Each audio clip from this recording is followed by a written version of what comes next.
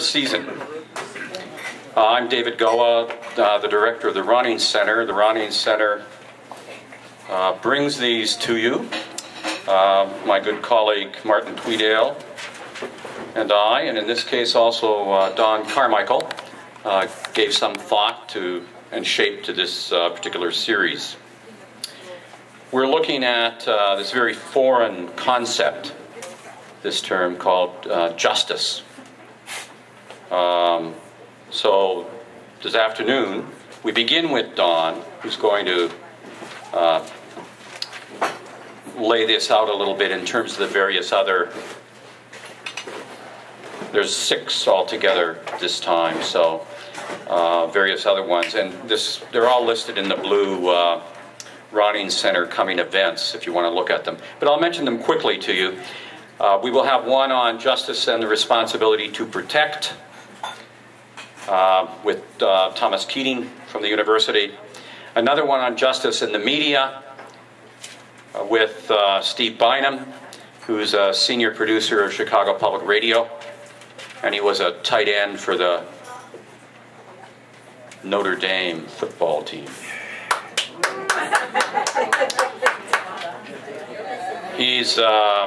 He'll be up here doing several things, and I hope that some of you will be able to take in some of the other things that he's going to do as well. One on justice and religious freedom, which will be animated by Ian Benson, who 3 weeks ago spent most of the week before the Supreme Court of Canada.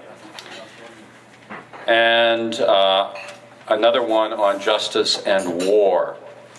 That'll be a duet with one person who's a declared Jesuit named Simon Herrick, and the other who has never declared himself being a Jesuit, but I understand from his good friend Martin Tweedale that he really secretly is.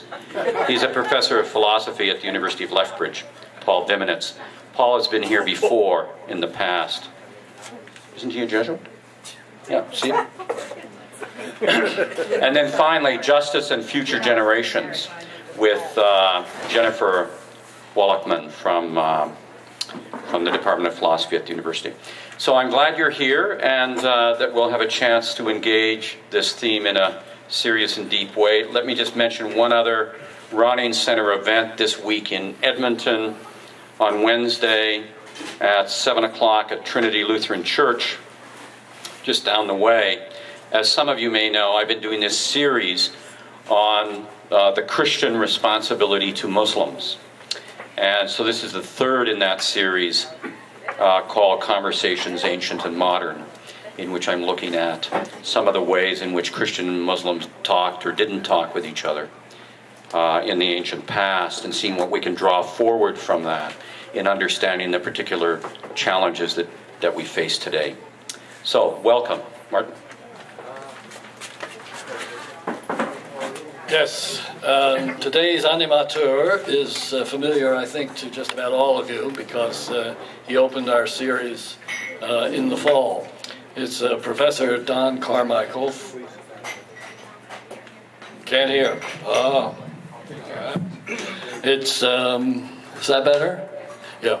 It's Professor Don Carmichael from the Political Science Department at the university. Don got his PhD at the U of T, right? And has taught here for quite a few years. What, about 25? Paleolithic. Okay. And he has an interest in, his main interest is in political philosophy, and particularly in the history of political philosophy. He specializes in the thought of Thomas Hobbes and of Aristotle, but he's also been very interested in theories of justice. And Hobbes and Aristotle, of course, people who had very influential theories of justice, but also in John Rawls, the 20th century American philosopher, whose work, A Theory of Justice, has been very influential. So Don's going to open up this series for us, and with the question or doubt about justice and whether maybe we can have too much of it. Okay, Don. Thank you both. Thank you both. So can you hear back here? Thank you both for the fulsome introductions, which are ironic in a way, as I'll mention in a few minutes. I want to say just at the start, I hope you were able to see, and I suspect you weren't, David Goa's arm-waving escapade as he was telling me, or trying to tell me, a joke. I think we should have David do a philosopher's session in the form of charades. A few words to start, just about the title, and then I'll explain how I'm going to come at it today. So the theme for this session, this series of sessions, is going to be justice in different ways.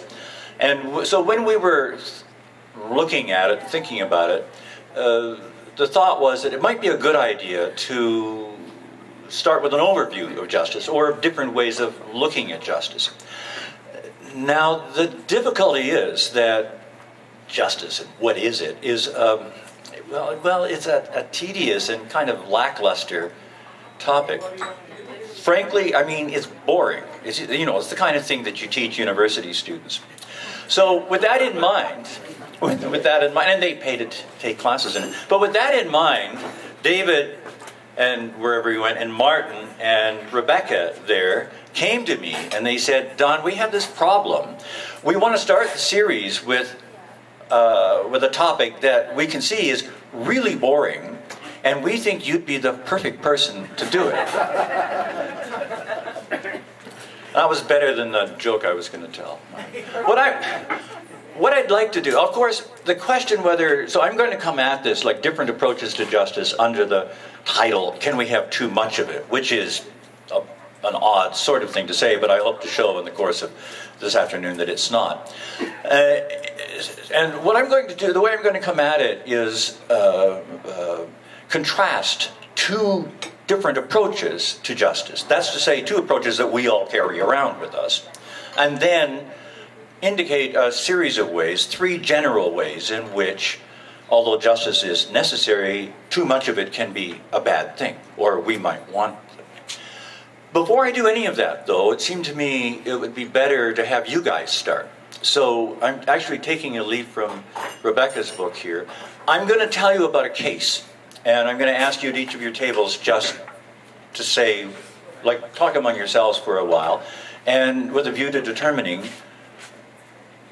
what you think would be the proper thing to do in that case.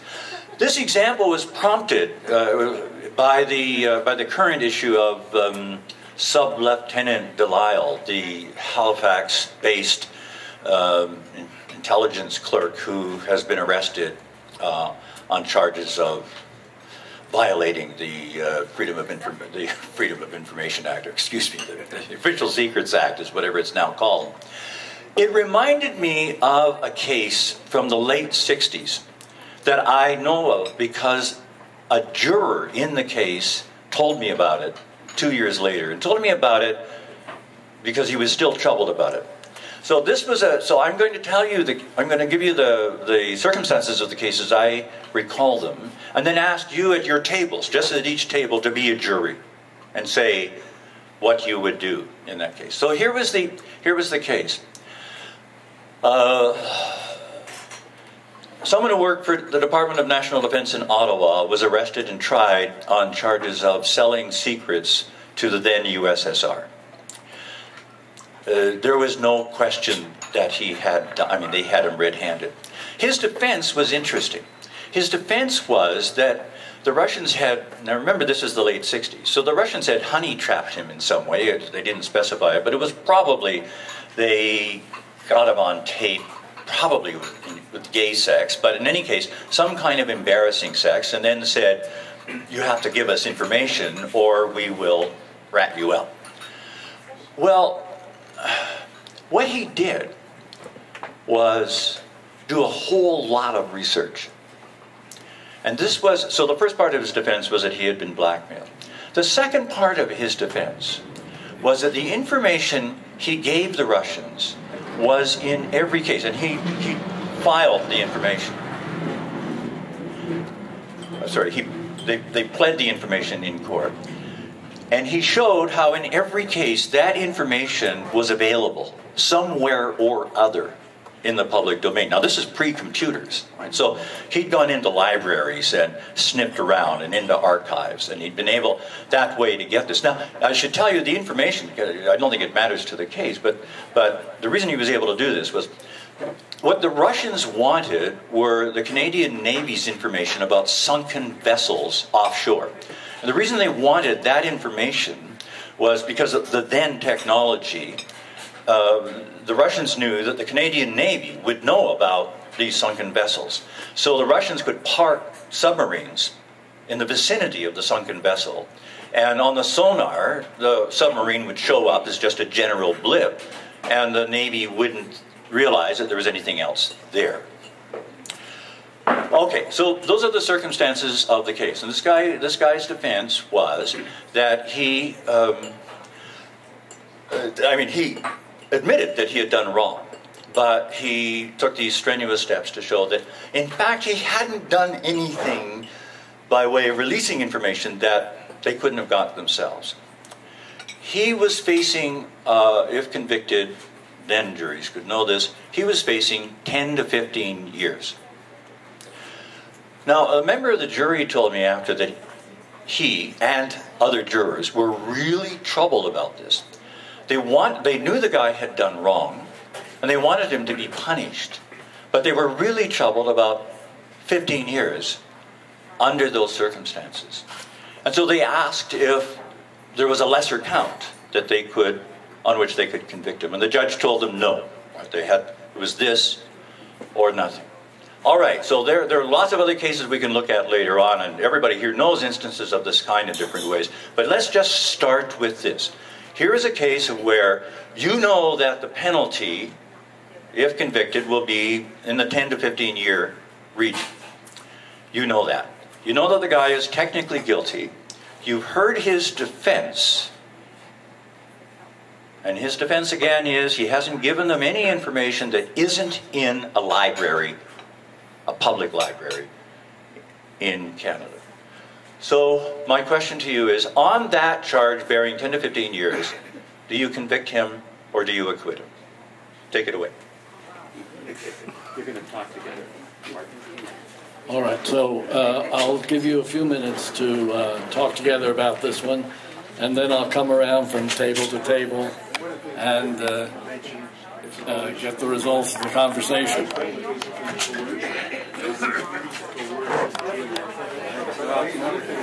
You're not exempt. You're not exempt. That he just wants to find out at each table whether you agreed or disagreed, and of course if you agreed, what verdict you agreed on. Why don't we just do a show of hands? So, did you guys acquit? Acquitted? Agreed? Everybody agreed? No? You guys? We haven't got to that stage yet.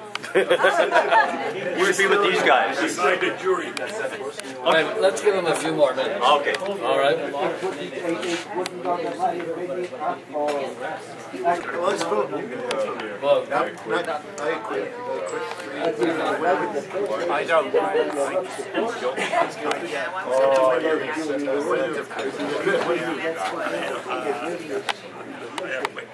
this table was disagreed, but a majority acquitted. 4 of us acquit, so therefore. I promise we're coming back to this. All right, what happened? Just want to get a sense of where you guys are. So you guys did what? 4 of us acquitted. So And you guys all acquitted. And This- you guys? This is guilty. Oh, you do. Okay. Right, and what about here? Question first, did he do the research before or after he was charged? After he was approached. Like, did he know No. he was giving secrets out, or did he think he was giving Yes. public information? He was giving public information and he knew that. He knew he wasn't giving secrets. There can't be secrets of their public Well, then he information. can't be against, he couldn't have breached the law if the law was not. This table Judge should acquitted. It's your I should know. I quit. give them the microphone. Let's vote. Hung jury. All right. So there you are. Well, that was, thank you, that was very helpful. Oh, and we had an acquittal. Yes. Acquittal here, but one person just wanted to forgive. You know. What? That was. 2 acquittals and 1 forgive and forget. I promise that we'll come back to this. We'll come back to this case, but we'll come back to some others like it. But I wanted to start with that. Well, you'll see why. I mean, these issues of justice are really textured. But I'll just start for now by saying, one of the things that's difficult about that is he did break the law. And that's a problem. On the other hand, if we think about 10 or 15 years, this seems to, for many people, that violates their views of desert and how people deserve to be treated. And certainly the jury's wish to find a lower offense, a lesser offense, reflects that, reflects a desert view. Okay. So I want to come back to all of that. That was just to get it going. What I'm going to try to do in terms of, remember that the topic, can we have too much justice, is really a kind of come on as an excuse for starting just by thinking about different approaches to justice. And I want to contrast 2 different ways we think about justice. And then on that basis, one of them is largely Platonic and the other is just how we mostly think of it most of the time. But then, given that second one, I'll suggest 3 different ways in which, although justice is important, we don't always want to have it, at least in my view. We will disagree on that as well. Okay, so first, what is justice? And I said here there's 2 views. Now, the difficulty about talking about what is justice, apart from the fact that it's such an abstract notion, is that while we talk about justice all the time, that is to say, we know that's unjust, and we use the term regularly, we don't very often talk about it in abstract terms. Like, a number of times in your life in which you've been asked to say what justice is, probably 0 outside a university classroom. Now, that's a problem because the most famous account of what justice is the big picture account that we get from Plato.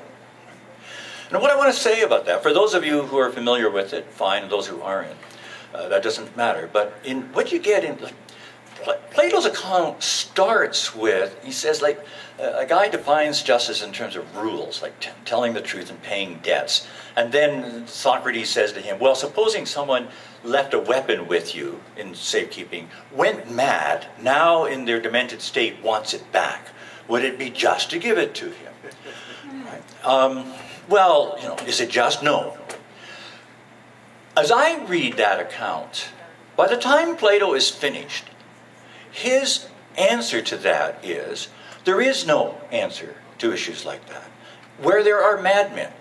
And really what he tries to do in Republic, and those of you who've read it will disagree. I think there are as many interpretations of that work as there are readers. But as I read it, what Plato is proposing under the name of justice is sanity and proper order in the person and in the society. That's, in my opinion, a really important ideal and aspiration. But I don't see it as just. In fact, I don't think it has anything to do with how we regularly talk about justice. And so, and I think there's a difficulty with that because, well, I'll come back to the difficulties later. But I think when we turn to how we generally use the language of justice, the first thing that has to be said is, we don't. The word justice doesn't figure very frequently outside of legal contexts and the titles of books in political philosophy. The word that gets used all the time is the negative adjective, unjust. We know things are unjust, and we know broadly why they're unjust. Now, so we can understand justice in that sense. We can turn it positive just by saying it's the absence of that kind of injustice. And that's a good thing. But it's not a tremendously nice thing. Just think of it this way. You know, if we talk about an arrangement as a just arrangement, it's not really being praised. What we're saying is there's nothing obviously wrong with it, which is hardly to praise it. Okay, well, let's see about that. So when we talk about things being unjust, what sorts of things do we mean? Now, different people have broken it out in different ways. John Stuart Mill had a famous five-fold breakdown. I'm going to go more simply with just really for purposes of convenience in this discussion, and follow Aristotle. And Aristotle said there's two basic things that are meant when we talk about things being unjust.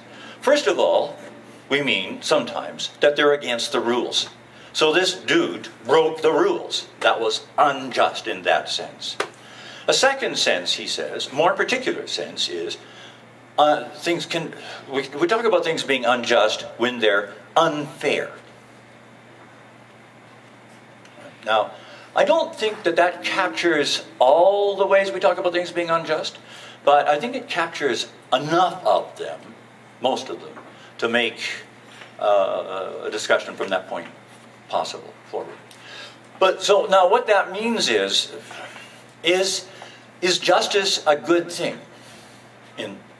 What I want to suggest to you is in the justice writ large Platonic sense, well, yes, and you could never get too much of sanity and proper order. Right? But if we use justice in the ordinary sense, I think the sense in which we ordinarily use it, is justice a good thing? Well, I would prefer to say that it's a necessary thing. Without justice in dealings and without justice in society, not much can happen.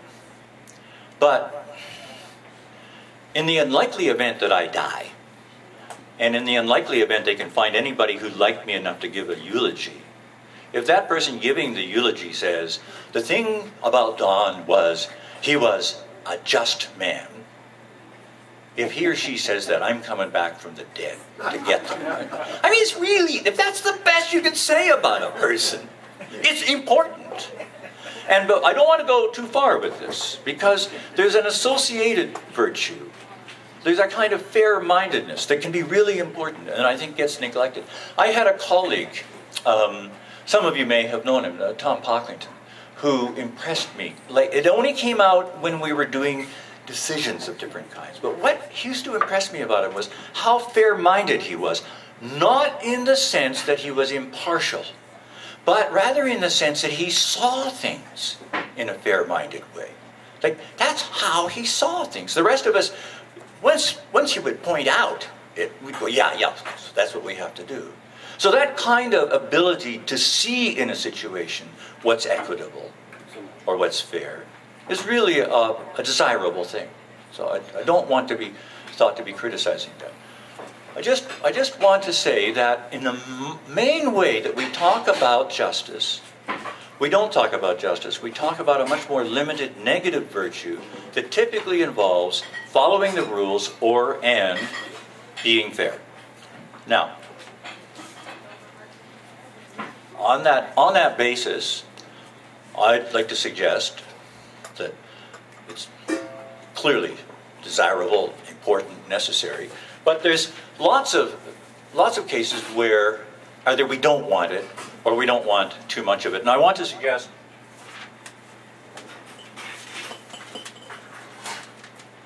I'd like to run over just three categories. I have to say, trying to prepare this proved to be really difficult because I kept thinking of more cases, and I couldn't get them under categories. So this is a little bit inchoate, but still, I can think of three cases. I'll just mention what they are and then say a little bit about each of them, and then I'm going to throw them back to you for more discussion. We'll start with the case that we looked at before. But so, okay, the three that I want to say is over-reliance on rules as opposed to common sense, or following rules rather than common sense. Secondly, there are cases, I think, where we want to overrule justice in support of other, in that case, more important objectives.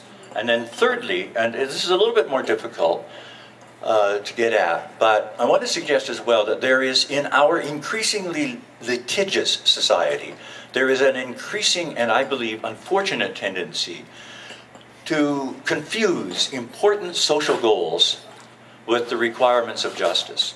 And I think there's a lot of detriment there. But okay, so let me say a little bit about each of them, and then maybe I would suggest, if it's okay with the bosses of the session that we then take time to look at each case, at each type with some examples. So what I had in mind by the first case was, this is an example from personal experience. I was on an appeals committee at the university for quite a long time. The associate dean who chaired this committee used to drive me crazy. I liked her, we were good friends. But her approach to these things was completely the opposite from mine. Now I have to say, you've all been in that kind of experience where somebody just takes such a completely opposite view. You go, it's not possible to be sane and do that. So I would go home and I would tell my wife this several times. My wife is a lawyer. And when I would talk about what I regarded as the idiocy of following the rules, or what I call the idiocy of rule fetishism, like turning rules into gods, she would always raise her eyebrows and change the subject.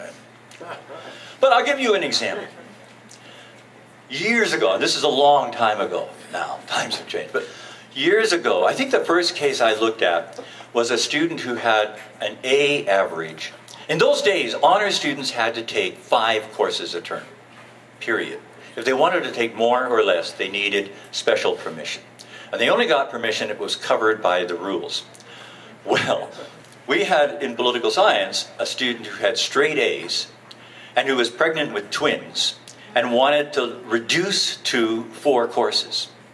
So we said, well, sure, Natch, right? How could you possibly? The dean said, no, this has to go before the committee. So I went before the committee, and the dean said, it's not covered by the rules.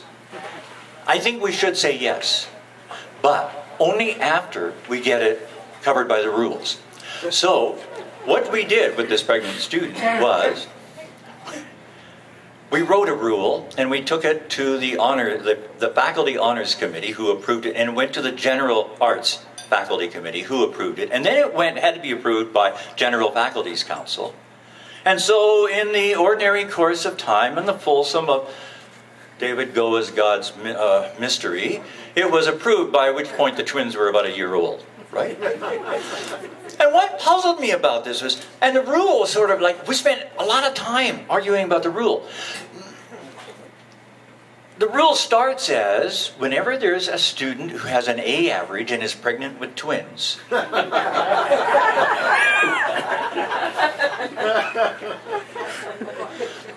But, that's laughable, but when you think of it, what do you want to say? Do you want to say the A average doesn't count, so a B average is okay, or are you going to drop that? And do the twins matter? But see, what I want to suggest to you is, there's no rule that can cover all those kinds of cases, unless it's the rule that I personally think we should have, which is everybody should do 5 courses unless there's a good reason not to. That seems to me to be a good rule. But the rule fetishists say, yes, but that would be unfair, because people wouldn't know whether they're covered, and it wouldn't be any kind of rule at all because people could take advantage of it, or there would be exceptions. So there just do seem in the world to be 2 kinds of people. One kind of person is really worried about the rules and fairness under the rules, and the other kind of person wants to be a little more anarchistic. Well, my first year here in 1970, I had a colleague who, at 2 a.m. in the morning, just 1 block down here in White Avenue, I don't know whether he jaywalked or did a U-turn. It was 2 a.m. in the morning, and he got ticketed for it. And he was outraged, so he decided to go to court about it. He wouldn't pay the fine, so he turned up in court. The difficulty in his case was that he was also an anarchist, and I think he didn't help his case very much by the fact that he was a recent hire at the university from the American, what we then called the Deep South, and he had a really pronounced, deep American accent. So as an anarchist, the judge asked him how he pled, and he said, I refuse to plead because I don't recognize the legitimacy of the court. So the judge didn't convict him. of the offense. What the judge did was put him in jail for 1 day on contempt of court. And it seemed to me the judge was not following the rules there. So the first general issue is, how much discretion do we as a society, do we as individuals, do we as just individuals in our associations, how much discretion do we want to give people, and to what extent do we want to limit that discretion with rules? So that's the first issue of justice, where some people will say, beware giving too much authority to people with too much power. And other people will say, but you have to respect common sense. So that's one general kind of issue where they come up all over the place. The second, though, which we mentioned, let me just turn to some notes here. The second is a case where we might have a clear-cut, or apparently clear-cut case of justice, but an unwillingness or a reluctance to do what it requires. Not because we're playing favorites or partial, but because there are other values that seem to be important. So I gave you one case, and we'll come back to that, but let me just mention that there's a couple of others. I'm going to do something very possibly insane. I'm going to use an example of abortion, but I only want the example, not to talk about abortion. Okay. You may remember in the series of abortion trials involving Dr. Henry Morgenthaler, there were a series of trials. They all involved juries, and in every case there was, until the end, there was an acquittal. In fact, in the very first trial, in Montreal, his counsel made a preemptive motion against the law. That was heard, and whether they challenged the law in every possible way, and it didn't work. So then it went to, and they did that because they had him, the word that comes to mind I shouldn't use, but he was clearly guilty on the facts. But the jury acquitted him. It was appealed to the Superior Court in Quebec, and the court convicted him. Subsequently, he was charged in other jurisdictions, Toronto and Winnipeg, and those were the two cases that led to the Supreme Court case. And as some of you will remember, in the Supreme Court, again in those trials, he was acquitted by a jury. The Crown appealed to the Supreme Court, and in a landmark decision, the Supreme Court couldn't make up its mind. 7 of the 9 justices heard the case, and of the 7 justices, 4 different decisions were filed, 3 against the law, from completely different perspectives. So it went to Parliament, and Parliament tried to legislate and couldn't, and so that's how we got the situation we have today. We didn't actually legislate the situation. We have the situation because they couldn't legislate it. Now, people who know this all remember that the significance of the Supreme Court case in Morgenthaler was that the court, in different ways, struck down the law on abortion. What isn't generally recognized or remembered is that the Ontario Crown, as part of its appeal, asked the court to decide a separate but related question. And in answering that question, the Supreme Court ruled that hence, from that point forward, it would be contempt of court for a defense counsel ever to invite a jury to consider the morality of the law. Or, and this is almost the language they used, or to consider whether it was right for a person to be punished for what they were charged with doing. So, that was the basis on which Morgenthaler had been acquitted. Every time his counsel would look at the jury and say, do you want this man to do that much time in jail for doing this? And the folks would go in the jury room, as you did a few minutes ago. They'd go in the jury room and they would come out and say, we don't want him to do that much time for doing that, so we're going to acquit him. So, but ironically, in this landmark case, ever since then it's been impossible for juries to make that kind of decision. In fact, in another case, in another case a few years later, you may remember the case of the Rodriguez case of euthanizing, excuse me, it's not Rodriguez. I've just had a seniors moment. The case in Saskatchewan, the Latimer case. Okay, well, and Latimer was charged with second-degree murder and with a lesser-included account of manslaughter. The jury, several times, I'll come back to that in a minute, came into the courtroom to ask the judge what the penalties were for those offenses. And the judge said to them, "That's not your business. You're not supposed to know that." Now, parenthetically, how they could not have known, I don't know, but apparently they didn't. What's interesting to me is they did this more than once. They did it 2 or 3 times. Notwithstanding the judge saying, "You're not allowed to know," they came back and said, "We really want to know."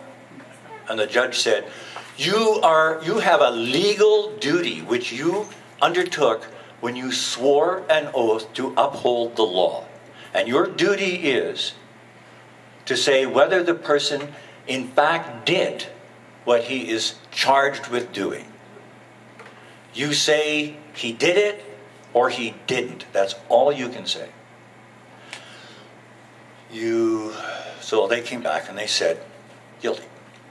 The judge was so troubled by this experience that he subsequently issued what he called a constitutional immunity. He tried to say that a penalty lesser than the required penalty should be the one assigned to Latimer on grounds of the Canada Constitution Act and the Charter of Rights. And of course the Supreme Court blew that away. Well, what's the significance of this? What I'm suggesting to you here is, in the Morgenthaler case, clearly a case of where you had juries who recognized their duty to execute the law, but they wanted it to be a proper law, not a legally defined law as defined to them by the judge. Again, in the Latimer case.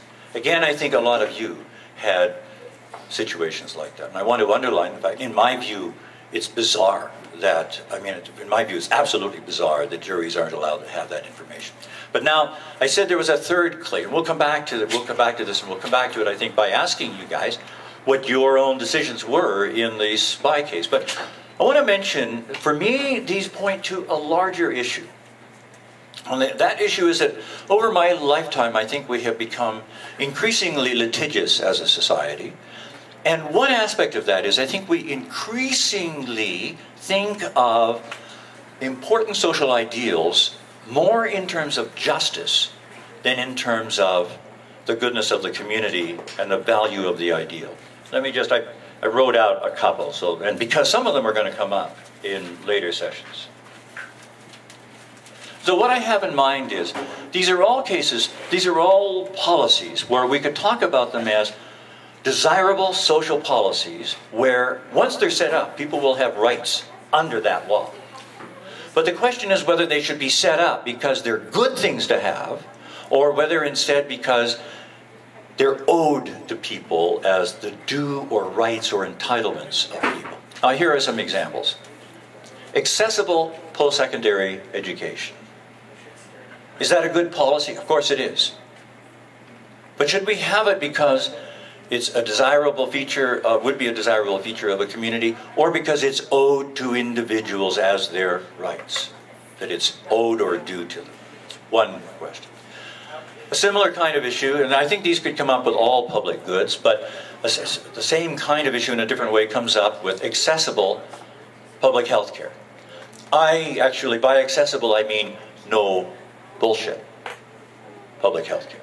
We have bullshit public health care in this country, but we don't have genuinely accessible. A genuinely accessible health care would be, people would have some rights over what's going on, and the rights would mitigate the waiting times. They'd have rights they'd know how much their health care cost, they'd have some input. We don't have any of that, so I find it difficult to call that accessible. So whether we talk about it just as bullshit public health care or genuinely accessible public health care. We can talk about that either as the rights of individuals or as like good things to have. My impression is we talk about it increasingly in terms of rights of individuals. But my impression is we do that because the language of rights has a kind of currency. I mean, it trumps lots of other considerations. But more on that in just a minute. Here are a couple of others. Again, clean environment. When I hear people talk about environment now, the main way I hear them talk about it, not the main way, a main way I hear them talk about it is the way that we'll all be talking about it later in this session with Jennifer Welchman from the philosophy department, as an obligation to future generations. Now, in fact, I think there is such an obligation, but I don't think that's the reason for wanting to have sane, green, healthy environments. But is that something we could talk about apart from the rights and entitlements of individuals? Finally, and again an issue that will be, I think, covered in the very next session by my friend and colleague Tom Keating. The issues of international justice cover a whole lot, but high on the agenda these days is an issue that Tom Keating has cared about for many years, and that's the duty, if it is one, of humanitarian intervention. This goes back, I guess, to the genocide of the Second World War and the genocides since then, but more particularly to Rwanda in the early 90s, and then more recently Libya, Syria, and so on. And to frame the question in this way, when we look at a situation such as the brutal Assad regime massacring civilians, that's despicable, it's horrible, it's unjust. And we naturally want to do something about it. It is desirable that something be done. It's desirable that we do something about it if we can. The question is whether it's desirable or a requirement of justice. And this is why that question matters. Because if it's a requirement of justice, we really don't have any choice about whether to do it. Justice must be done because it's owed to people as their entitlement or their due.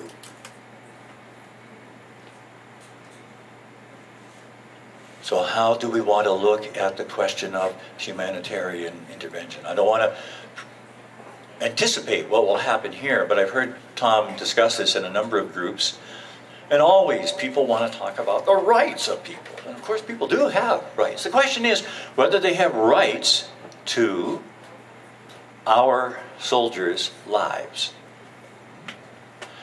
I've heard the same issue from lots of people as on Afghanistan and on the protection of women and women's education in Afghanistan. Do I agree with the Taliban? Of course not.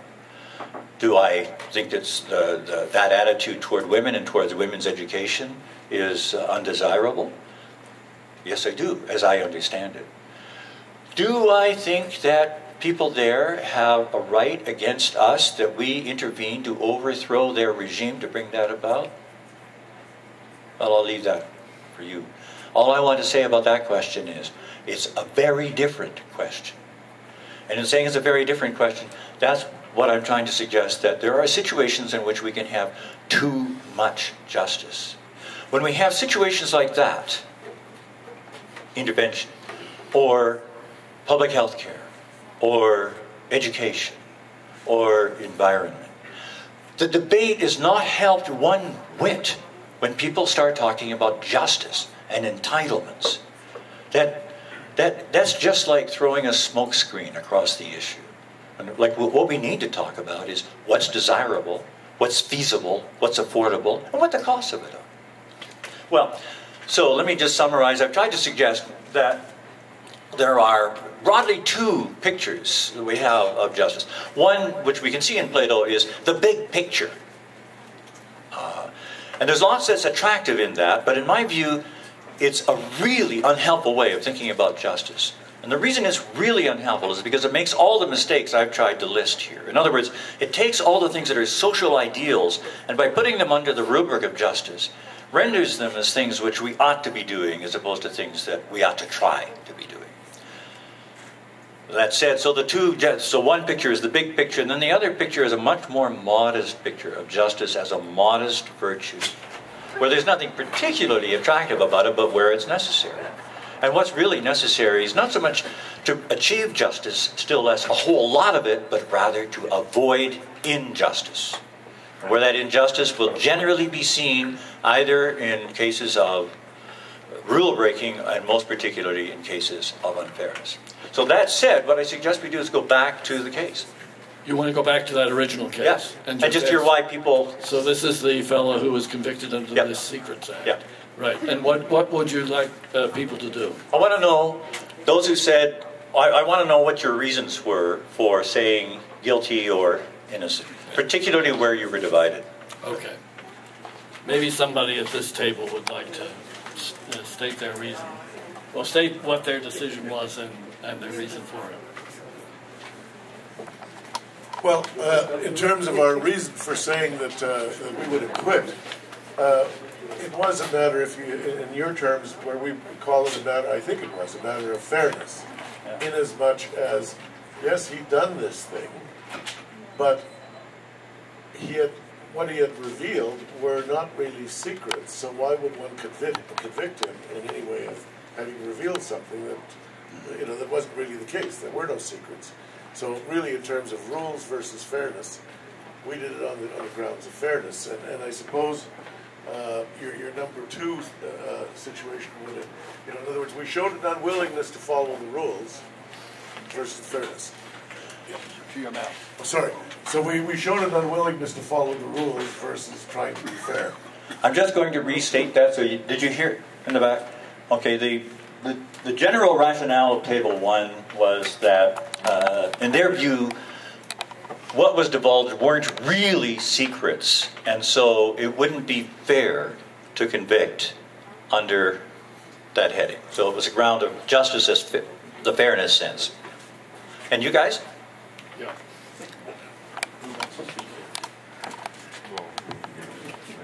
I hope I'm being honest. I don't think we reached a conclusion. We had a lot of different things or reasons as to why we reached a conclusion. So 4 people said they would find him innocent, and the others, but the 4 weren't doing that on the same rule or the same reasoning. So it's difficult to actually do that unless we consult again. Okay, well maybe we should do it. Yeah. Sounds like the Supreme Court. Okay, let's hear another case. Right. Go over here. Well, first of all, I'm probably an anarchist because I feel like breaking this rule that you want to talk about this case. So I'll try and follow the rules and tell you what our conclusion is. One of us decided he's guilty, hang him up to dry. The other 2 of us thought, well, wait a minute, if the information is public already, then therefore, if he's charged with giving away a secret, the charge is false. Therefore, not guilty. But since I followed your rule, I wanted to say the following. I love this. This is fantastic. It reminds me of a proverb. Once upon a time, there was an emperor in China whose name happens to rhyme with the English word lamb. But because he did not want his name to be used in vain, as in a husband and wife at night, the husband saying to the wife, wife, it's getting dark, please light up the lamp. He instituted a rule. You shall no longer light lamps from this point on, because I'm the emperor. So what do we do then when I want to tell my wife to light the lamp? Well, you can tell her to set a fire. Oh, okay. The arsonist had a heyday. Having said that, I'm deeply troubled. Let me see if I can summarize all of this. I don't think it's a matter of too much or too little justice. I think we make the assumption, the idealization, that our justice system will serve all people, all instances. That justice is blind. But in fact, I suggest it's not. We have to serve justice with our eyes and ears open. What's wrong with our justice system? I am so deeply troubled that the Liberal Party of Canada have just had their conference and decided to vote in this passing marijuana smoking as being legal. As a physician, I'm very deeply troubled because the science suggests that it does more harm than good. But that's another story elsewhere. Prostitution. The Dutch people said it's okay, it's an industry to be regulated, taxed.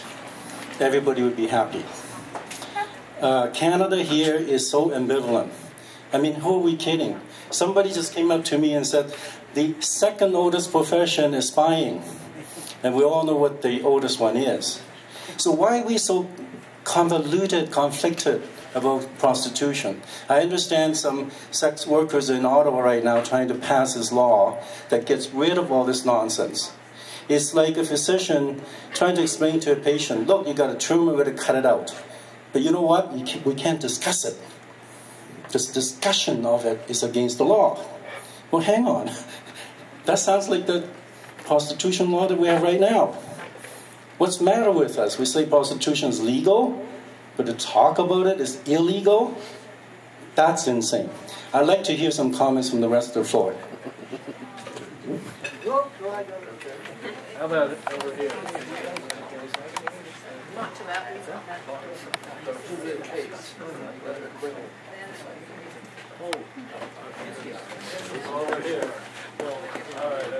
As somebody at this table want to defend an opinion on the case, right? Whether it was acquittal or guilty.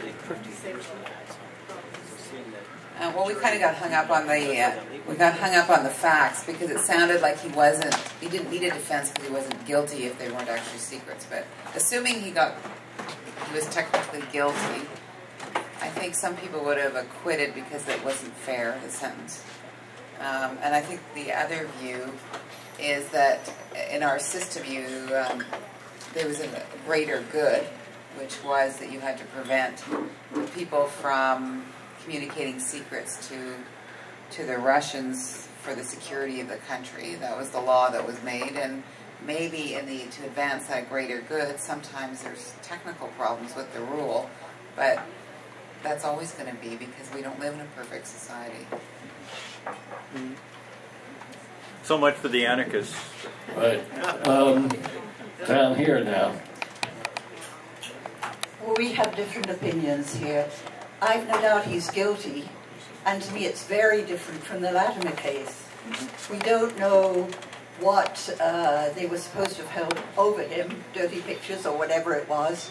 He might have got a good sum of money for what he did, so unlike Latimer.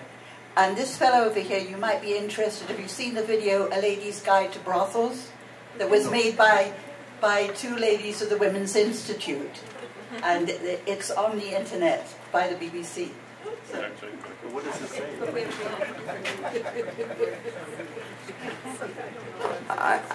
I'm one of the ditherers. I say rules are made to be broken.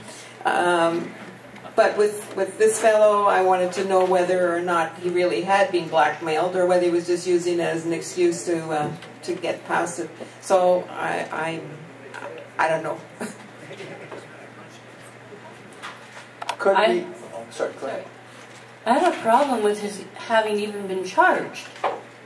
So if he was charged on releasing secrets, but he's giving information that's in the public domain, how could he have even pled guilty initially?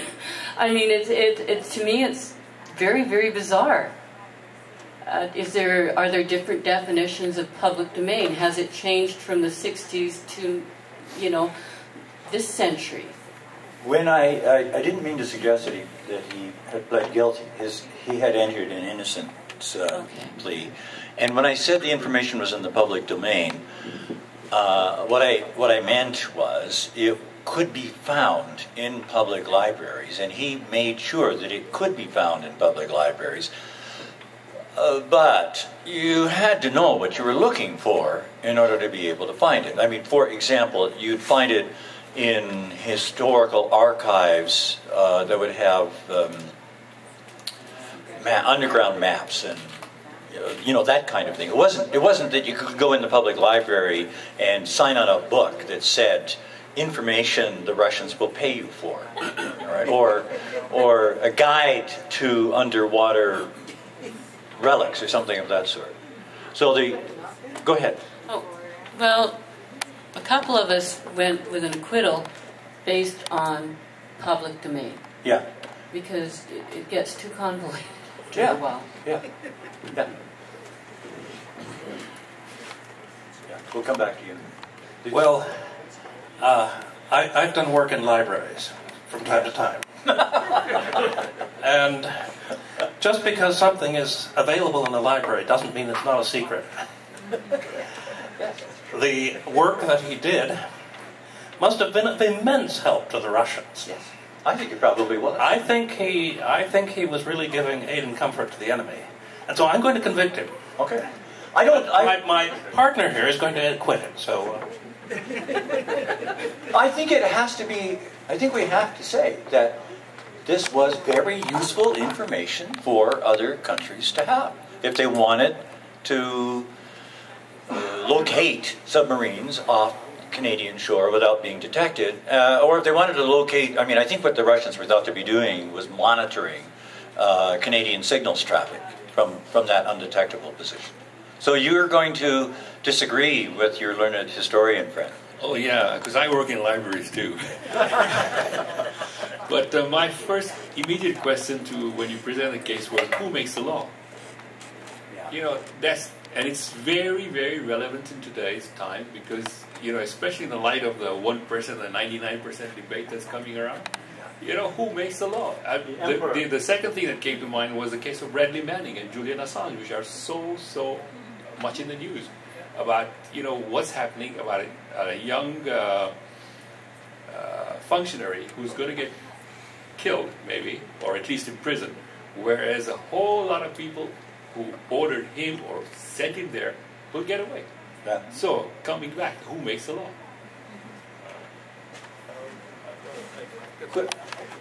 While Martin is taking the microphone over there, I just want to take note of a question that we might come back to, which is, why does the fact that this guy was being blackmailed exonerate him? But we could come back to that. Everybody has hard problems in life. Oh, okay. I thought we had everybody. I'm sorry. Acquittal due to the penalty being too strong for the crime.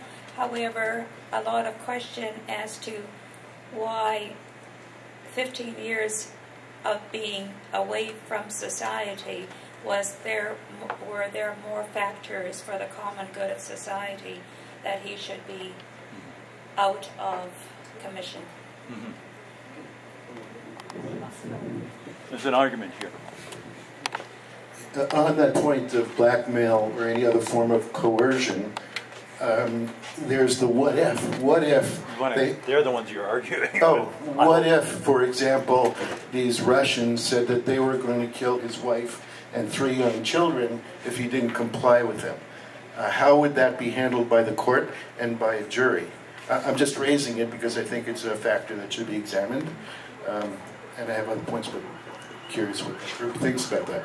The trouble with examples is, that would make a big difference. Although then that would also really excite the question that someone, forgive me, I forget where it was, that someone raised about, I think it was at your table, about why the person didn't go first to the Canadian authorities. Certainly, if they or their family or any person is under that kind of threat, that person then actually has a duty, of protection. So I say that really by way of trying to ask that we not make a complicated issue even more complicated. Generally, but that's really my way of saying, I thought carefully about getting an example that would point in a certain direction.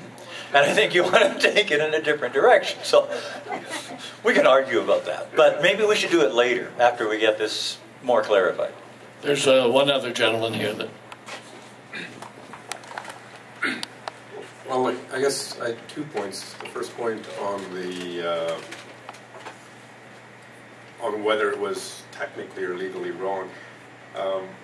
if you were to teach somebody how to build a bomb and they knew they were going to misuse it, that information might be in the public domain, but you're facilitating use that would be harmful.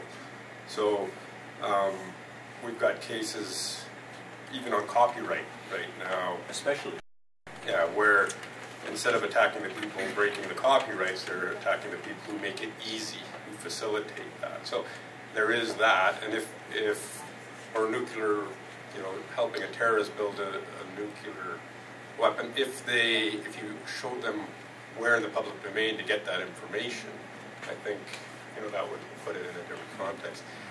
I think the bigger question that you're asking is, if there is a perceived unjust law, what do you do with that? Do you, and is there a mechanism? Right now, we tend to want the Justice Department or the Justice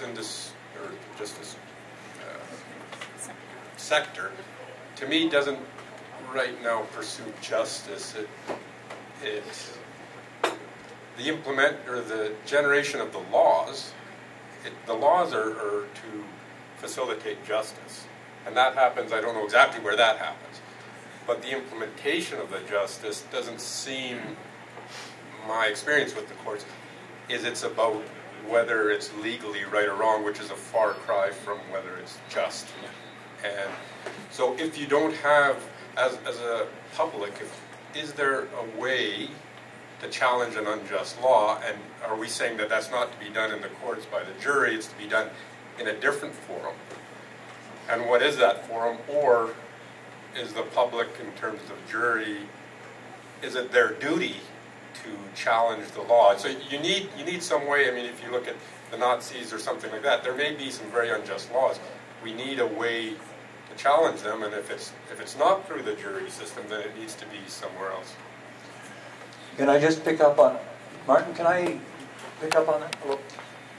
You raised a series of considerations, but I want to get at one of them that, I mean, that's at the heart, I think, of what you were saying, and what a lot of people are saying, or maybe I mean, in two things that come together. One is the general issue of justice versus law.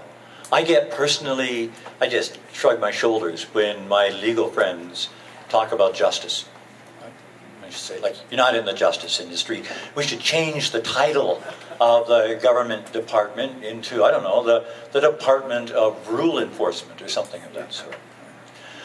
The other part of it is that it's not just a question about, there's a series of levels at which these issues come up. I mean, one is about whether the law itself is just, but the other is whether the law is being applied in a reasonable way. And that also is an issue. Now, historically, but I'm going to, Nick, I think this is something you know quite a bit about, and I'm hoping you'll either explain it or clarify it or correct me. But my understanding of English, our system of English common law, is that it's decisively anchored in the jury system. And that the juries from the start were understood to be protection against what would otherwise be, it goes back, as I understand it, this is really where you could correct this, but it goes back to where the justice of the peace in any counties would generally be the largest landowners. Right? So you weren't going to get a lot of justice out of that. And so juries were brought in as a way, as a countervailing force.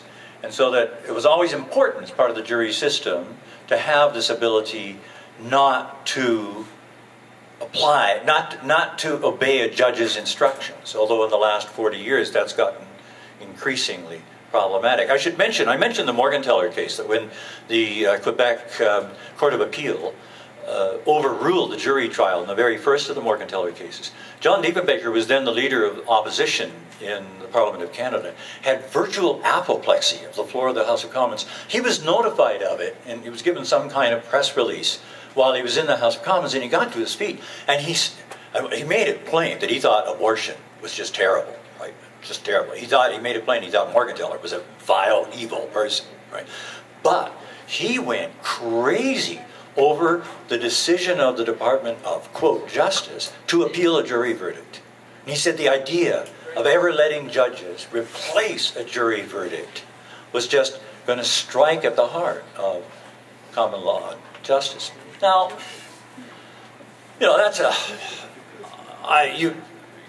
I'm trying to pull out what you were saying in this along the lines of, I think that we have a basic question of whether you want the rules to be applied or whether you want people to decide when and where those rules should be applied. And even though I'm engaged by your point of view, I think you might agree, I feel I have to agree, that there are juries that, if I was charged with something, and I know people, but there are people where, if I knew they were going to be on the jury that was going to try me, I'd elect for judge. So, it's not, it's an important principle, but it's not a clear-cut one. There's maybe one more thing. Can I give one more anecdote on this, or do you want to go to people, Mark? I think we should go to people. Done. Well, yes, I'll just back you up on the jury system, because particularly toward the end of the 18th century, when penalties, people were worried about lawlessness. It was the time of the French Revolution, and penalties were made very severe. You could be hanged for stealing 5 shillings or something. I forget all the details. But the juries would not convict in those cases because the penalty was so excessive that it didn't seem fair. And the jury is there, I think, for that very purpose, to be able to modify the application of a law where it seems unfair. And so I also would support Diefenbaker completely. I think he had exactly the right attitude, and it makes a complete sense to me. The law is always subject to imperfections, and when one of them comes up and hurts people, the jury is there to say that the law should not be applied in that case. Can you clarify one thing, just one thing before, because that's something we're going to want to talk about, I think. Do you also agree that juries should be allowed to know the penalties?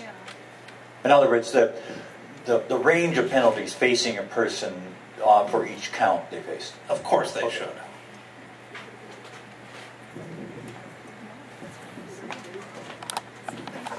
I can't quite state this the way I'd like to, but I'd like to point out what we have in Canada with Aboriginals and Aboriginal justice in our system. And I'd like to start by mentioning a case that happened in Ontario, I don't know, about 3 years ago. This fellow, a contractor, was working on a house, building a house with 3 fellows there. And there was some kind of Aboriginal demonstration a few blocks away.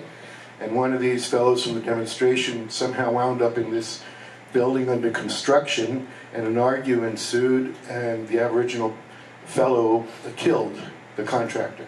And then it went to court, and due to some clauses, and people could help me with this, there is now consideration for this fellow's mom, I believe, had gone to residential school. And so part of the argument for him was that he wasn't parented correctly, and he got into all kinds of social difficulties and other things which I can't remember. And he had 2 to 3 years for this murder. And the family of the guy who was killed were just horrendously angry. Now I can't remember all the laws that have come into place that allows for this, but the second aspect of this is now, it's called like elders court, where basically, does anybody know the name? Sentencing circle. Sentencing circle. And it seems, which means that, the session is held in a circle, and elders are present, and there's smudging, and there's various things like that.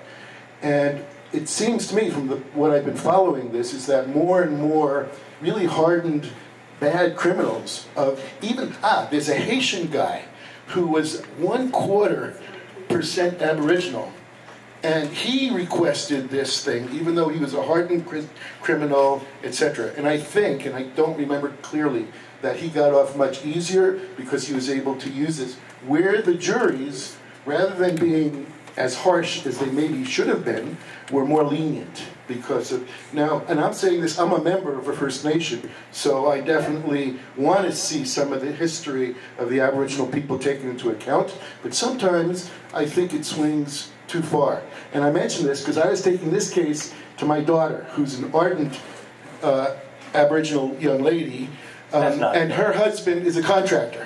So I was going to ask her, what would you do? You know, The poor kid hasn't got a prayer. What's your objection in the case? Like, you could be objecting on grounds of partiality or on grounds of unfairness, or both, of course. But do you think, like, is the objection that the penalty is too light, or that it's being given in a way that is partial? I'd rather let the group decide that. Okay. I have too much to say. I'm conflicted a little. Basically, I should have said I'm conflicted a little. Just to jump back to your comment on the jury being there as a safeguard, in a sense, is that the way you see it, or is that the way that because it seemed that the Supreme Court's decision in terms of whether they can know was going decidedly against that the jury's duty was very narrow and it wasn't their job. So is that a general understanding of the English system, that the jury is there, or has that changed, or it was never instituted but it sort of grew up that way, or?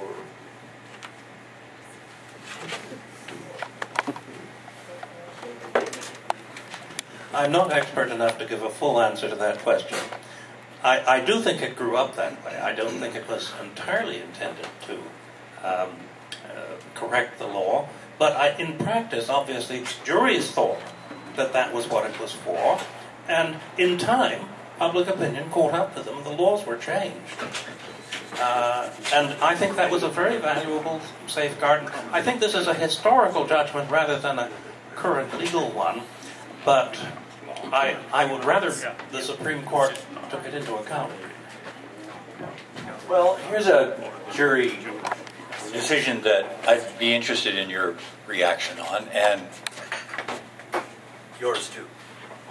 Okay. I've never taken the trouble to track this down, but I was told by someone who's really business, I mean, he was a very senior person in Canadian government, and he told me this one time over a beer because he was trying to show me something or educate me, I think.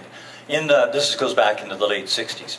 He said that in the late 50s, around 1958, when the Canadian government was just getting a foothold in the North, and he was there as a very young civil servant, there was this case of where some guy who was out of town on business came back too early and caught his wife and a friend in the sack together and shot the guy. And afterwards was charged and convicted by a jury and then duly sentenced on the charge of discharging a firearm within the municipal limits. That was the only thing they could get him on. Are you still comfortable with the jury trial?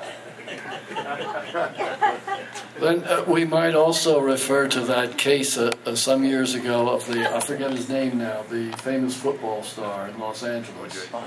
O.J. Simpson, right? He was charged with murdering his wife. And it came in the context in which the black community of Los Angeles was very angry with the police department, not about to trust the police department on anything. And it is said, I'm not quite sure how true it is, but it is said that the jury decision to acquit was largely based on their wanting to get back at the Los Angeles Police Department. And then there were tons of cases in the American South when I was growing up of juries absolutely refusing to convict white men of all sorts of atrocities against black people. So, yeah, I mean, there's been some reason to try to restrict the element of jury judgment to just the question of whether, in fact, the person committed the crime that they're charged with. I think that's right. The jury should be restricted to those duties of determining absolutely whether it's guilty or not guilty, and nothing more. There are two prongs to this justice system, in that the first one was to decide on the guilt. The second one is a value judgment as to how bad the crime is. So what's it worth? Is it so serious that it's also worthy of a heavier duty punishment, or should it be light punishment? That's a value judgment that is assigned and as a consequence to deciding on the guilt in the first place. So I think I would go with the restricted duty to the jury, and that's plenty enough to balance out the absolute power of the judge.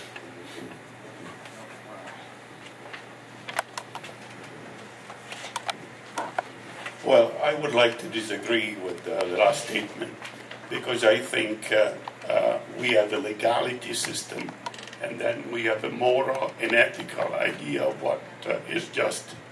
And if we go with the legal system, I would say most of the Nazi criminals are justified because the law permitted them to do that.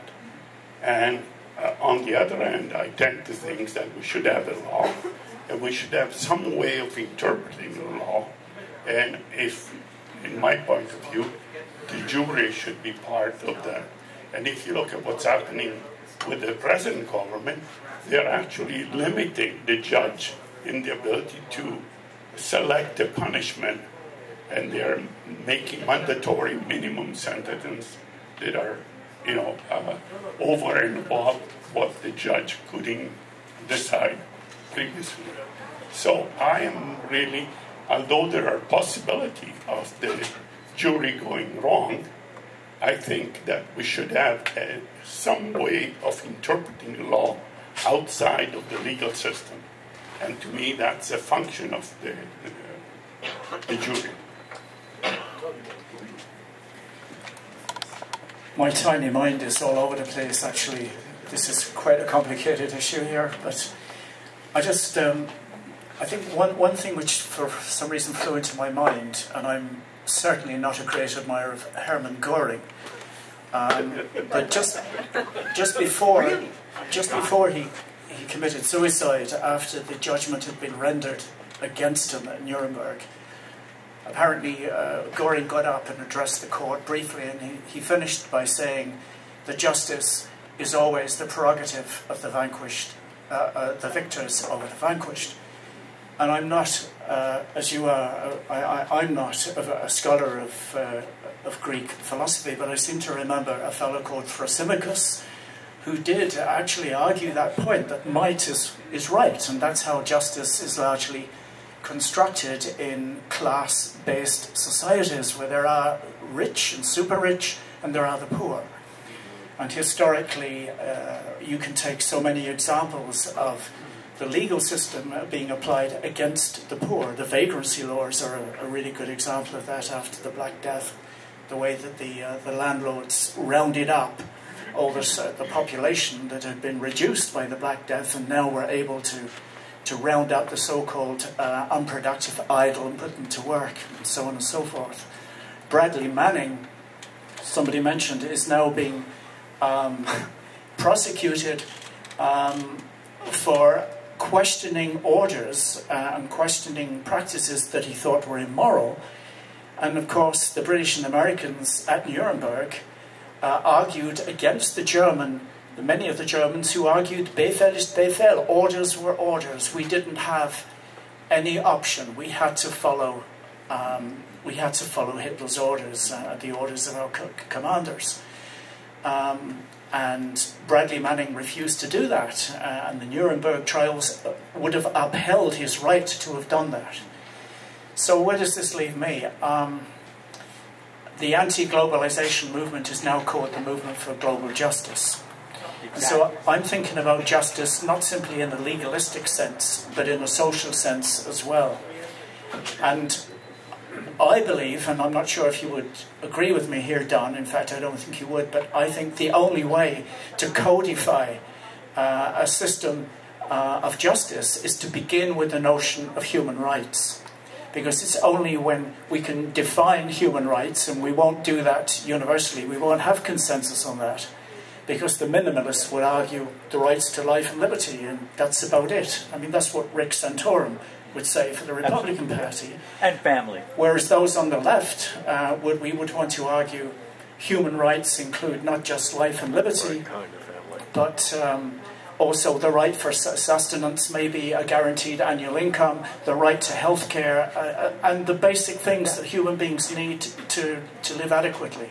We won't agree on that, because the Bedouin codes of justice were very different. But for me, any attempt to codify justice begins with human rights and an effort to define those, and hopefully beyond the bare minimum of life and liberty.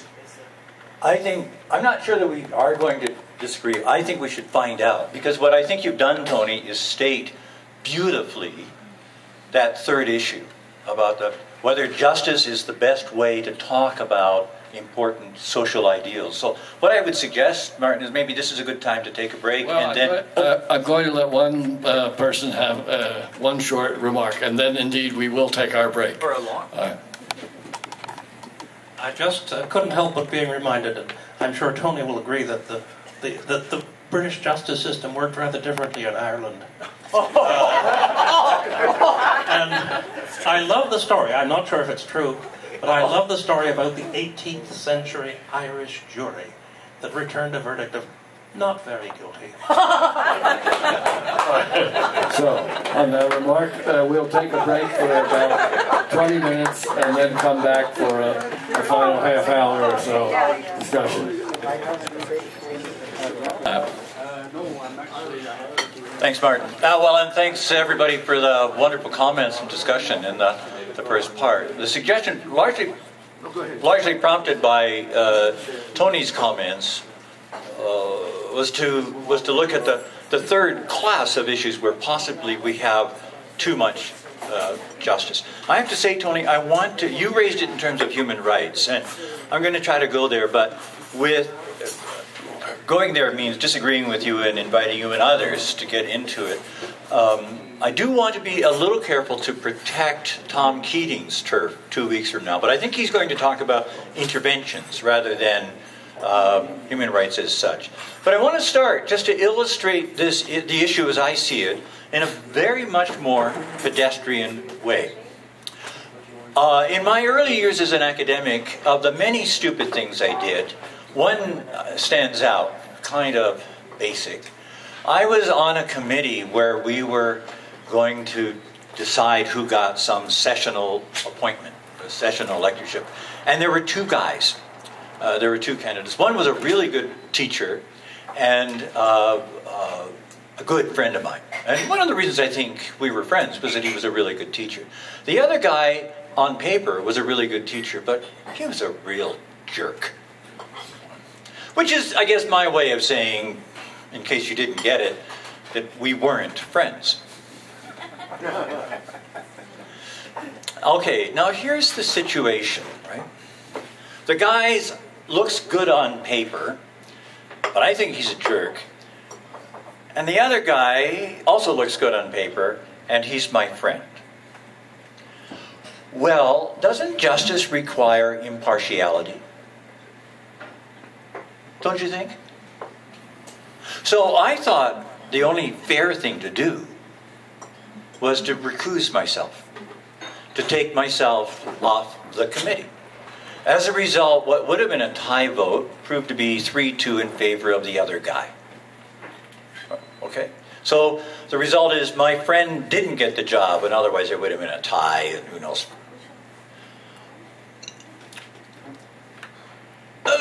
His wife, who was a really good friend of mine, reproached me for this when she heard about it.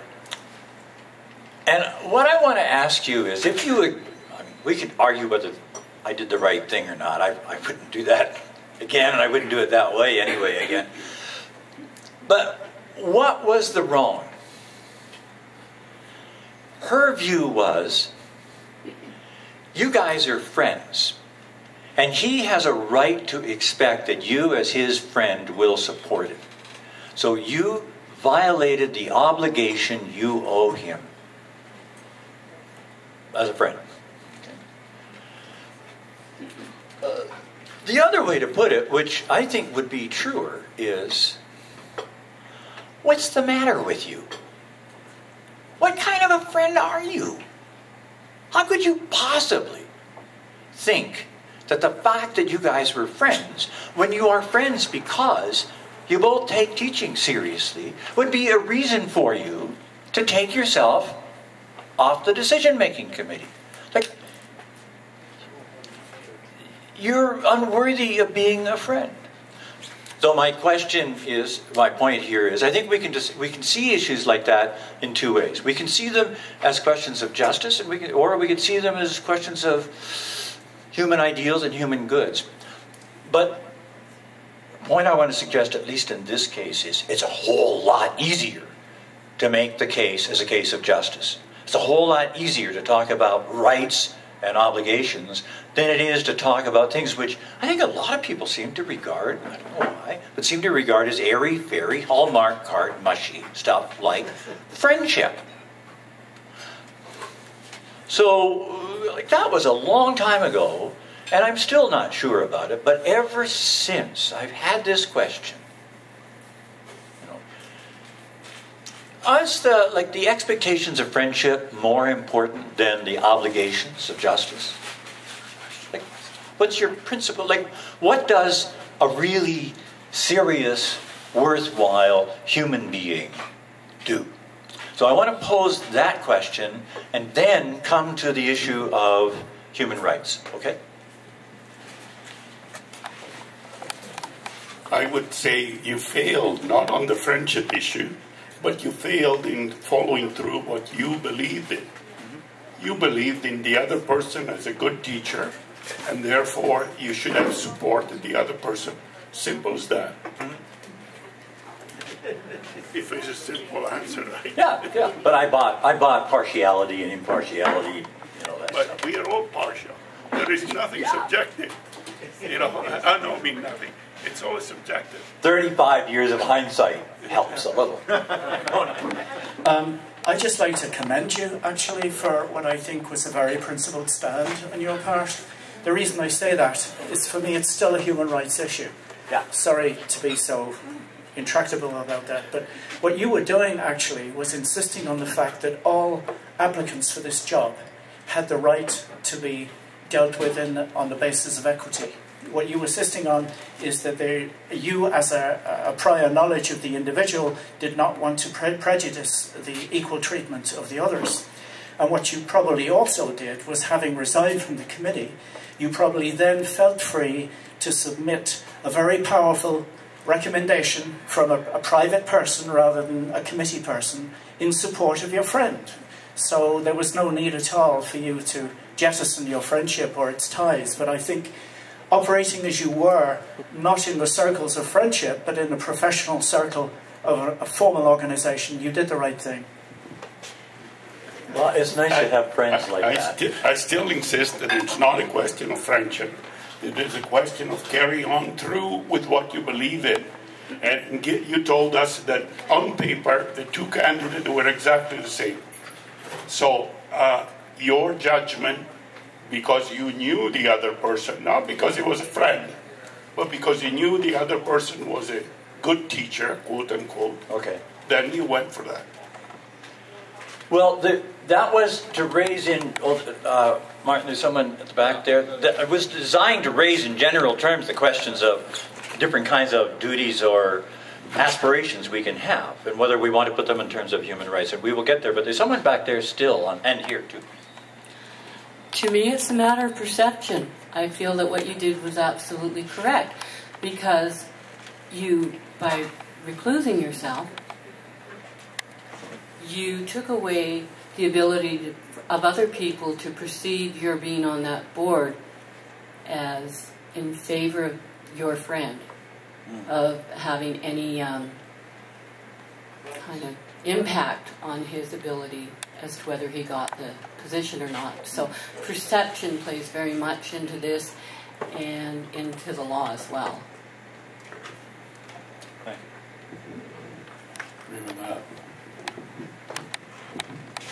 Yeah, I tend to agree with Tony in the statement there. However, I just want to raise this perceptually one notch above and include the question, what about your obligation of justice to the students that these two characters were going to be teaching? If I heard you correctly, you seem to be quite certain that your friend would have been a good teacher, and the other fellow you seem to know well, and I think you typified him as a jerk and a poor teacher. So, you're shaking your head. But if that were the case, if a guy's a jerk, I doubt he could be a really good professor, by the way. Irregardless, but especially this was for a philosophy position. Yeah. Okay. So, what about your sense of justice to the students over the years that these two characters were going to be passing on their soul and their mental, their state of minds? Dare I infer? I don't want to. I like to complicate things. Sorry. Yeah, you do. Dare I infer that you are not a lifelong academic? I've had my sentence, my term. I just wonder because there are some academics active and retired in this room. I wonder if your experience would be as mine, that some of the biggest jerks in the world, some of the people you would think would offend the daylights out of a class of students, are the best teachers out there. And we can't figure it out. We totally can't. I mean, I had a graduate student who then became a teacher who was indistinguishable from an Old Testament prophet. David Goa could take lessons from this guy. You drop him into a classroom full of people of color, gay and lesbian people, people who think the NDP is on the right, and they love him as a teacher, right? So just that little part of it. Now, that said, dropping a little smoke over the issue of my infirmities, or possible infirmities, let's go to the issue directly to the issue that Tony posed. I think everybody, I would be surprised if many people in this room didn't feel some sense of duty to share the immense blessings we enjoy in our way of life with people elsewhere, who, including in our own community, who have been less fortunate. Either people in our community have been less fortunate with the upbringing and family backgrounds they have, or people in other communities, other parts of the world, who are starting from close to zero in terms of their resource base and their social infrastructure base. Now, I may be wrong on that, but I suspect there's something about these groups that seems to distinguish them from the Reform Party, so I'll just continue in that vein. The question is, when we look at those issues, so we start with a sense of sorrow for the suffering of people, and we have a wish to help and a wish to alleviate and a sense of empathy or compassion. But then what happens when we get into an argument, or we try to justify it, or we try to persuade other people to adopt the issue? My experience, at least with students, and with everybody, and with myself, is that justice beats all other considerations, and justice-style language, rights, human rights, entitlements, obligations, duties, that people will kind of roll over and play dead. You sometimes want to mock people with it and say, I think I have a human right to rape stray animals or something. And they'll go, I don't know whether you have a human right to do that. Something clearly ridiculous. So it seems that we can use the language of rights, human rights, justice, to trump arguments. It's almost as if the claim stands by itself without the need to argue it. Whereas a different kind of claim that we ought to try to help people because they need help. Somehow or other, that has become a weaker consideration. Now, my concern is against Tony is, my agreement with him is I do take human rights very seriously. But I take a very narrow view in the range of human rights that I think there are. Because I want to keep a very much larger category for just generally things we ought to try to do where we can, as opposed to things that we have an obligation to do. And I don't want to say that people have a right to my doing, I don't want to say that people have a right to my doing something unless it's reasonable for them to require me to do it. And I don't want to say that unless it's reasonable to expect that I can do it. If those things aren't the case, then I think all we can say, we want to talk about shoulds. We want to talk about wishes. We want to talk about things that we want to try to do and we want to hope it will be possible to bring about. They would be things like education elsewhere in the world. But I don't want to inflate them, and I think that's what's going on if we talk about the rights of people universally as human beings to that education. Because when we do that, when we talk about those rights, we then make it an issue of justice, and then we make it a question of something that must be done. There. But I realize that's probably a minority view.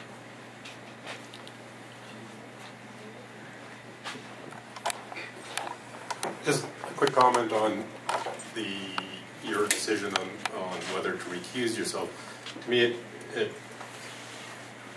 are different ways to look at it, and it's a balance of where the greater good. So if your friendship would cloud your ability to make a good judgment, then there's a reason to recuse yourself. There's a concept, I think, what you were alluding to, that justice not only needs to be done, but needs to be seen to be done, so the integrity of the process. So if you would bring harm to that process, and then the next one is your obligation to help make a good decision. So I would be, in line with where you were going, that you have an obligation, if you're not going to do harm, to help make the best decision for the student. So it's not about a friendship. I wouldn't say that there was an obligation to support your friend. I think that would be troubling to people, or to some, or at least to me. But again, if you're going to do more harm with the justice being seen to be done, then you got to weigh those things and come out with what you think does the most good or does the least harm. In terms of your second question, and human rights, to me, I see two groups of people: the people who have the ability to help, and the people whose rights, or the victims, and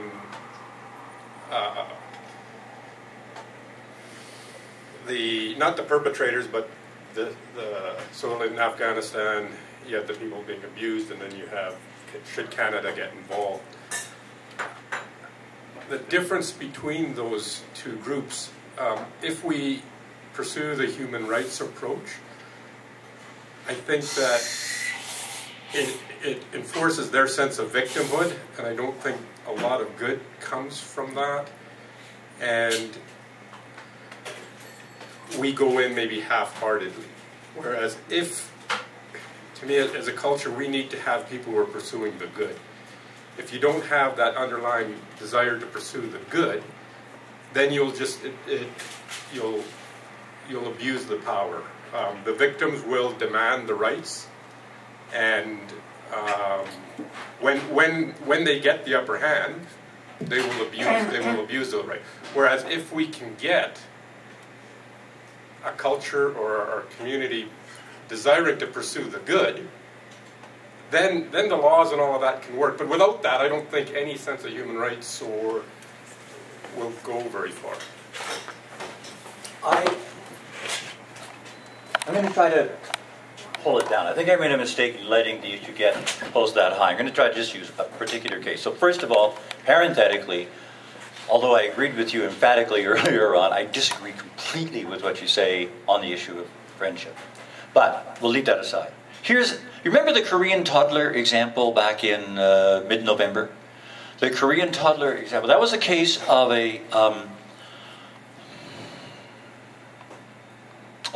that was a case, was captured on some camera and went viral on YouTube. And that's why it became a case. So it involved a kid who was apparently run over by a car and then dragged by the car for a couple of blocks. Do you remember that? I'm hoping people here do remember it. Because I think what made the issue important was that no one intervened to do anything. So it became another instance of what gets sometimes called the Kitty Genovese cases. And Kitty Genovese was a woman who was stalked and raped way back in the late 60s in some place in the northeastern United States. But where the attacks were heard by a number of people, there's controversy about how many, but at least 13 people were found on investigation to have heard her cries for help. No one called the police. Right? What was interesting about it was that the assailant lost heart and fled the scene and then came back 5 minutes later and killed her. And even in that second time, no one. I'm surprised people are, if you Google or whatever, Kitty Genovese, you'll find out more about the case. It's become quite a famous case, and this toddler instance was like that. Or my brother-in-law told me of being mugged at gunpoint at noon on Wall Street. And on a street, the guy pushed him up against the wall, right, with, I guess, a gun, and people walked by saying, "Excuse me," because they were polite. Right? So they said, "Excuse me," as they stepped by the assailant. And it's nice to know that you live in a gracious society like that. Right? So like we can multiply cases like that. What I'm talking about here are like, is there any doubt that people should do something in cases like that? No. The question is that a should or is that an ought? Is that we should do that, or we owe it to the people to do it? And what I notice is we only really start talking about justice in cases like that when people don't. Like, you kind of take it for granted for a while that people just are going to do that. You know, for example, we just take it for granted if when we're leaving here today, if we see Martin lying on the sidewalk, people will either go to his aid or someone will call 911 or something. Right? So we only start talking about justice if that doesn't happen. But should we talk about justice at all in that case? In other words, does Martin or anyone else have a right against people to their intervention and to their aid? I think, Tony, you think they do. And in this case, I presume Martin is going to say we do. I just want to be careful about calling that a right. I want to be careful about taking to the level of justice. Yeah. No, actually, I want to back you up. And I'll tell you another case which bothers me a great deal. As everybody here, I think, knows, I'm one of those people Harper calls a radical environmentalist, right? And so, I mean, offenses against the environment bother me a great deal. But there's been recently a move to declare the rights of Mother Nature and turn this into a question of justice, that there's injustice being done. And the interesting thing here is that it's not a claim that you're doing injustice against future generations of human beings, which is another controversial matter. But there's an injustice being done to the animals, the environment, and, well, it's personified into Mother Nature. Whereas I want to say, no, this isn't a matter of justice. This is just a matter of recognizing an abomination of and wanting to do something about it. We should do something about it. It's a should and not an ought. I think that's very important. And there are some people who talk about human rights very glibly. I think the United Nations Declaration of Human Rights is much too glib on this. You were telling me that one of the rights they declare to be a human right is the right to paid leave. 2 weeks a year. I mean, this doesn't strike me as a human right. I mean, in countries where laws are passed to give people leave, well then, of course, they have that right. I mean, legally established.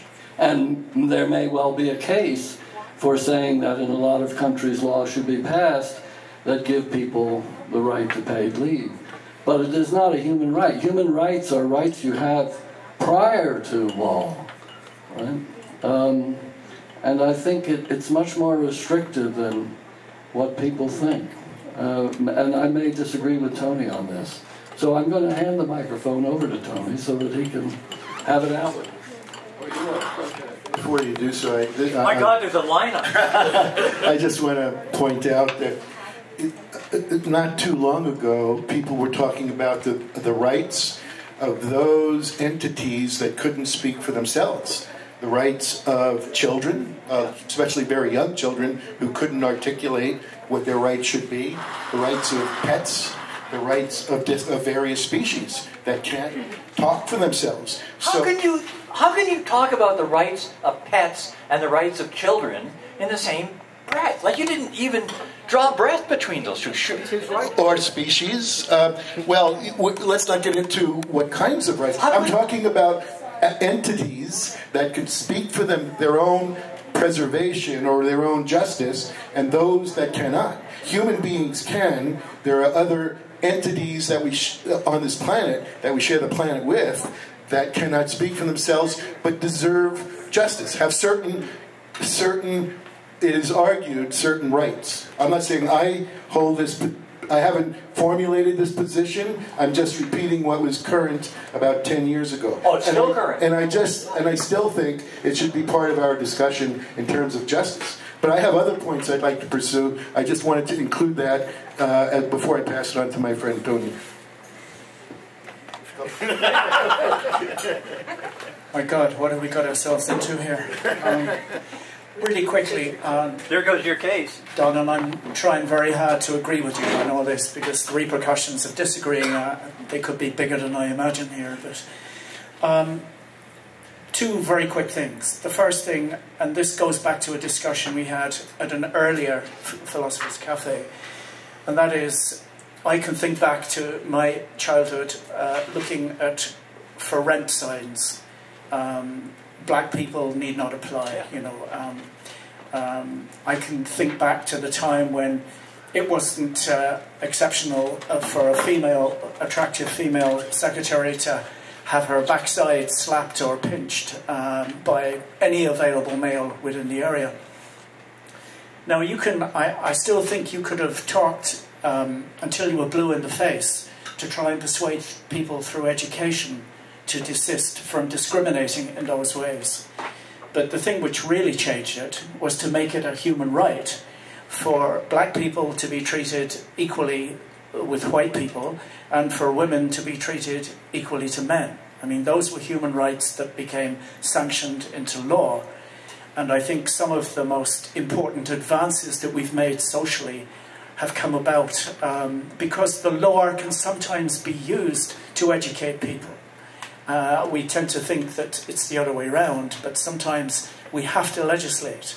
We have to invoke people's basic inalienable human rights in order to stop behaviour that we have finally reached some consensus on agreeing.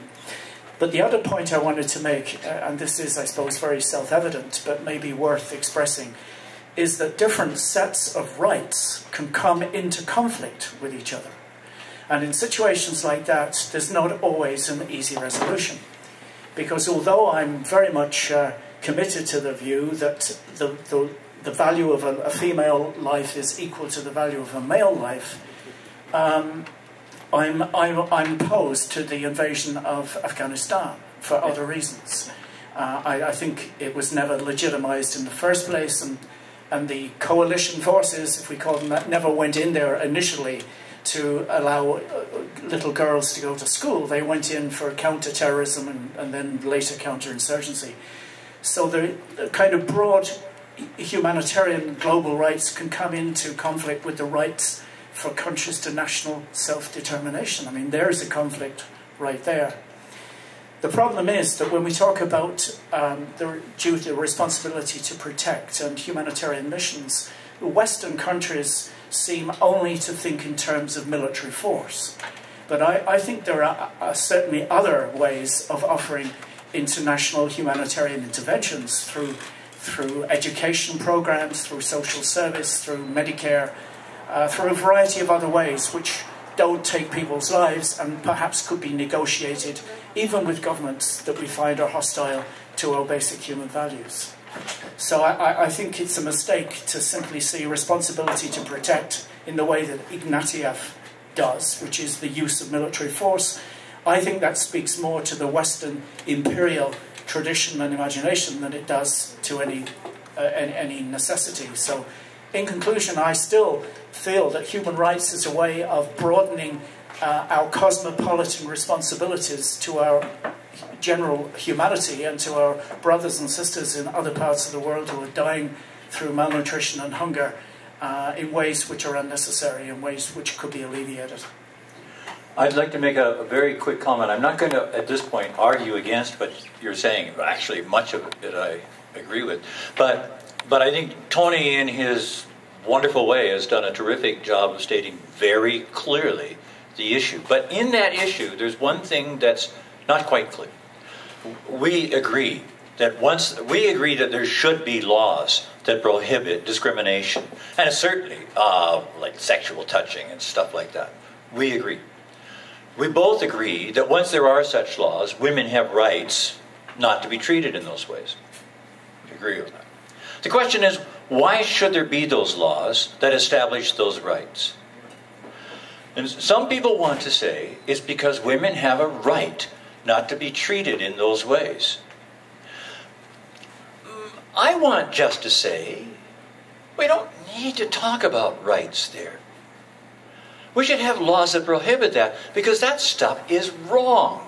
And it's not just wrong, it's clearly wrong. And it's not just clearly wrong, it's despicable and obviously and cheesy wrong. Like, in other words, it's not just wrong, it's ugly to... So, we don't need to invoke a general human right in a case like that. The issue stands on its merits as wrong. Now, I don't want to generalize. I mean, I'm trying to take this one case, not to argue against what Tony is saying, but rather to say we can have two ways of establishing these policies under which people then have rights. And the one policy, the one way of doing it is to say, these things are wrong and we don't want them to be allowed. And the other way is to say, these things are wrong because they violate basic human rights. I think you did a terrific job of crystallizing that difference. Okay, I don't know how I'm going to tie this all together, but what's swimming in my head are several different aspects of what we've been talking about that relates to this, but I'll tie it together at the end. When I raised the point before about, I think it was liberals who brought into law this thing about the circle of justice and bringing the history of Aboriginal people into sentencing, I think I was trying to imply that by codifying that and making that legal, it led to problems of what I would consider unfairness and injustice. Two, I'm thinking of our friend who left here, who was talking about that legal situation where the jury should not know about the sentence. That's a law. And therefore, he felt that should be sustained. And that bothered me. Now, I'm going to relate both these things with a Greek thing. The Greek said, only virtue is free. And what they meant is, only the pursuit of virtue is free. We as human beings have a zillion things that make us unfree. But we could always pursue virtue, no matter what. That was the... Okay. Now, both of us, many of us in the room, I came through the 60s in the States, from New York. And I was involved peripherally in the draft card burning, because we knew that was unfair and ridiculous. They were giving sentences of 10 years for one joint of marijuana. It was crazy. And there was a third thing, and the civil rights movement. It was all based on civil disobedience, which in America comes from Thoreau, but he took it from the Vedantas, etc., right? Civil disobedience. Now, in the case of the guy with the jury, our first case, we needed, as a jury, to pursue virtue as we understood it. If that led to civil disobedience against the established law, that's what we had to do to pursue virtue. So, all I'm pointing out is, in terms of this legality and setting up legal structures to pursue human rights, etc., I would say that's damn complicated. Damn complicated, and what we need to do as individuals, when we interact with these structures of the government, wherever and however, is pursue virtue as we understand it and feel it. That's all I'm trying to say.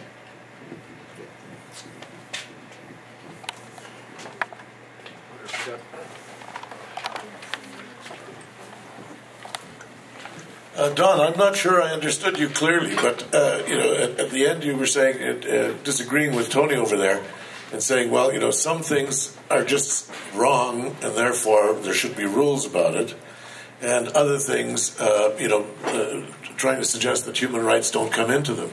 I don't know whether I agree with you, because at the end of the day, it appears to me that laws should reflect a sort of moral principle. So, for instance, the example you gave, patting young ladies on the rear in the office may not be appropriate, or as the example was given. Now, on the other hand, in the bar at 11 o'clock at night, it might be. So, in other words, the rule doesn't always apply. What does apply, perhaps, is the right of all to be treated with dignity in the circumstances.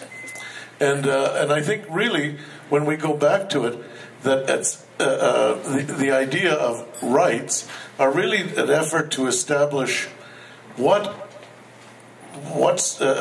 treatments of one another, and maybe of life forms generally, are appropriate to recognizing the worth and dignity of a human being, and I would add another entity. So, we don't do bad things to chickens, even though they're other entities, because they have a right to be treated with dignity appropriate to a life form. And so I think that, there is a basis for discussing what values are we going to reflect.